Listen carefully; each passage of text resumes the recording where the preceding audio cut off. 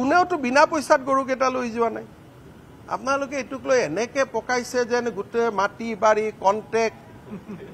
even গড়কেইটা মৰোতেও আপোনালোক ইমান চিন্তিত নাছিলে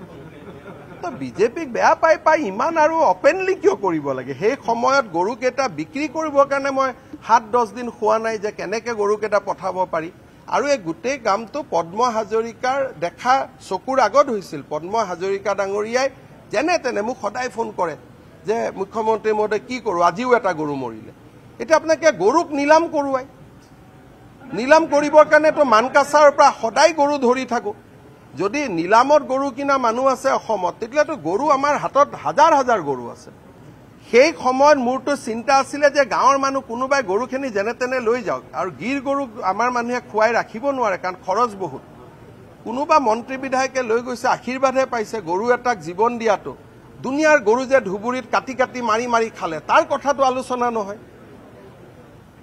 আপোনালোকে গৰু খুটিৰ 30টা গৰুৰ কথা পাতিছে ধুবুৰীত যে 1450টা গৰু কুৰবানী হৈ গ'ল হেতু কথাটো কোনেও পাতা নাই ক'ত পাতিলে কেইটাটো সব চুৰি কৰি আনা গৰু আছিল এইকেইটাটো দেখা দেখি কিনা হেকেইটাটো চুৰি কৰি আনা এই যে গৰু মাংসবিলাক লৈ গৈ যে নামঘৰ মন্দিৰৰ সন্মুখত ৰাখি আছে এইটোতো আলোচনা কৰা নাই ভাই বিজেপিক বেয়া পাই লাভ নাই ইলেকশ্যনত বিজেপিয়ে জিকিব ইমান এইবিলাক কৰি নোৱাৰে